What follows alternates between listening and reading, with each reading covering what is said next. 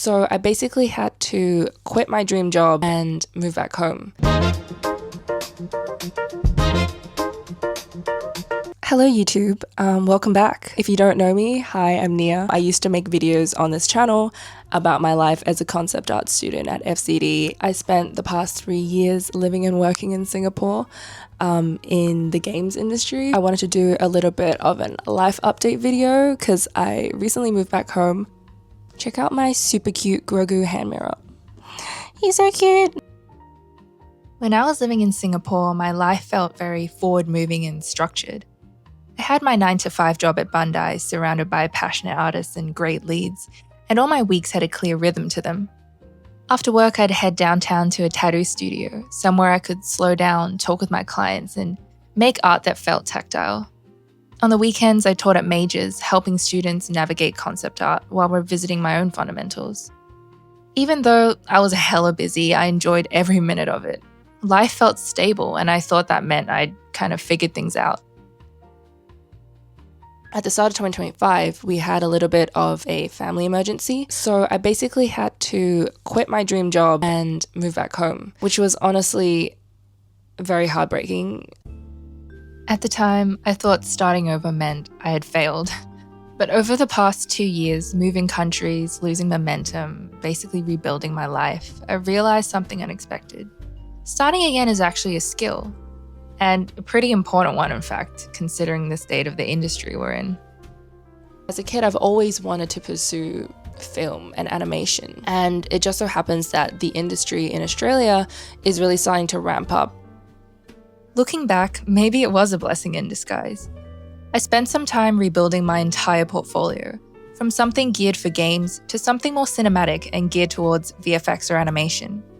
This meant adapting my fundamentals, upskilling, and learning a new visual vocabulary in filmmaking.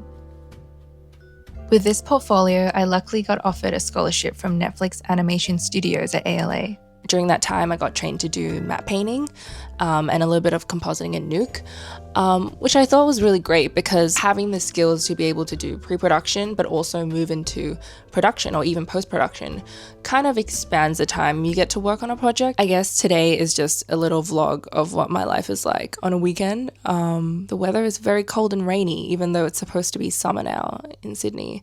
It's been crazy. So I watched this video of this middle-aged Korean mum and how she drinks lemon water and eats a tablespoon of olive oil every morning because apparently it's good for your skin. I don't know if it works. I'm just gonna try anything at this point.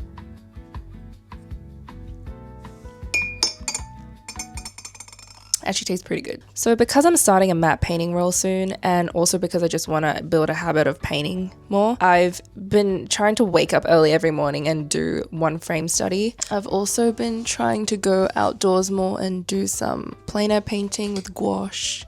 These are some of my paintings. But yeah, one of my friends, Mark, he challenged me to do the heavy Jan challenge. You're basically supposed to use a heavy paint app to paint something every day. I thought about posting them every day, but they're not actually all that great. Like sometimes I just fuck up so bad I don't want to post it anywhere. But I am painting every day. Honestly, even if I don't post it, I think it's helping me build a really good habit for this year. I've also been trying to get used to using the lab sliders instead of you can pick. Normally in Photoshop, I use the RGB sliders. Some of my friends and people that I follow have been recommending me to use the lab sliders, in which this top slider is for value, and this slider is for, I believe, green and magenta, and the bottom slider is for blue and yellow. So it basically allows you to pick, a value, stay within that value, but then shift between hue or shift between color temperature a lot easier. So it's actually great for when you want to have an area where you want to have a bit of like a hue, like more hue shifts. Because in RGB, when you change the sliders to change the hue, it also changes the saturation and in turn the value. So this allows you to kind of like compartmentalize that. So this is a frame from In the Mood for Love, which is one of my favorite movies. From Wong Kar-wai. I did another one of these yesterday. Both painting from real life and painting from movie stills has helped me.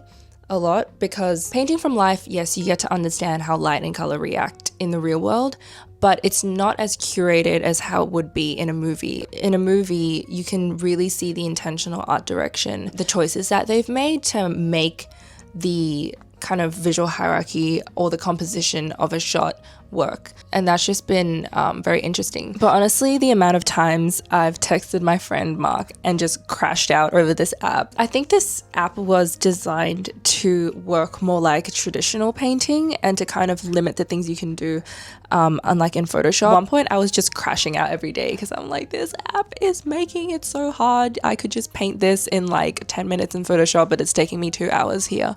It kind of forced me to rely less on the kind of bells and whistles and tools that you have in Photoshop, much like painting with real paint. So it's been very rewarding. I highly recommend. Now I'm gonna head to a cute girly brunch date with some of my friends from architecture back in uni. We haven't caught up in a really long time, so I'm very excited for that. Let's go.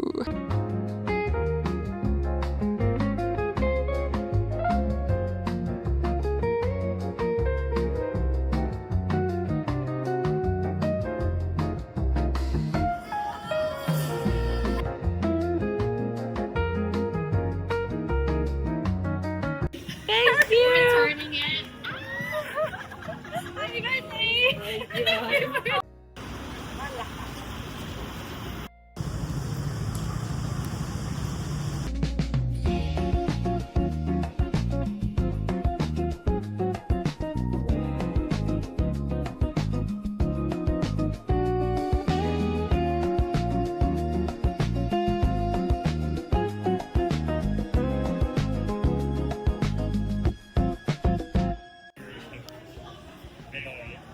So cute. The cupcake has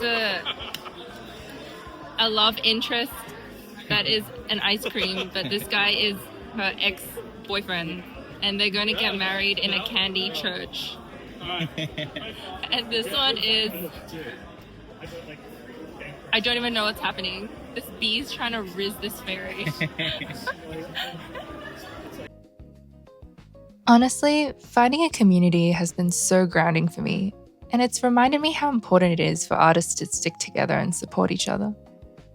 I still have so much to learn, but for the first time in a while, I trust that as long as I keep showing up consistently in art, things will happen. If you're also starting over creatively, geographically, or emotionally, you're not behind. You're practicing a skill, and one that will definitely serve you for the rest of your life. Somewhere around here, I tried to test out my new mic, but it wasn't working.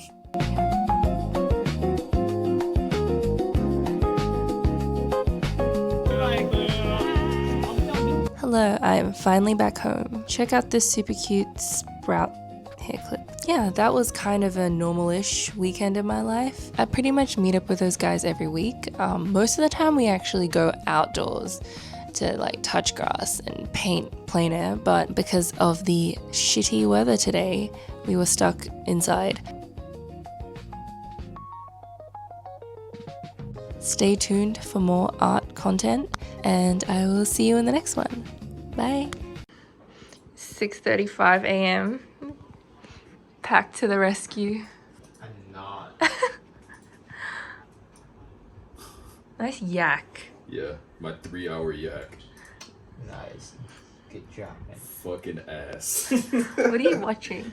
A Halo stream. Okay, cool. Yeah. That looks nice. Never wait till the last second, guys. Never wait till the last second.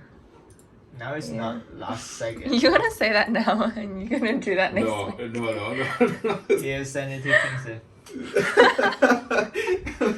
I think he's gonna know. I don't think it's gonna take him here. Okay. Are you gonna add all the small drawings on the layout? I was thinking too, cause like You at have this to. point, you're gonna have everybody with their nice drawings, and here comes my fucking scuffed cow. Yeah. Cuffed cow. Is this Yeah. usable? Let's Okay. go. Did my whale Huh? died? No. My Whale. whale fell off. I don't know if I can fix it. Whale. My whale. Whale.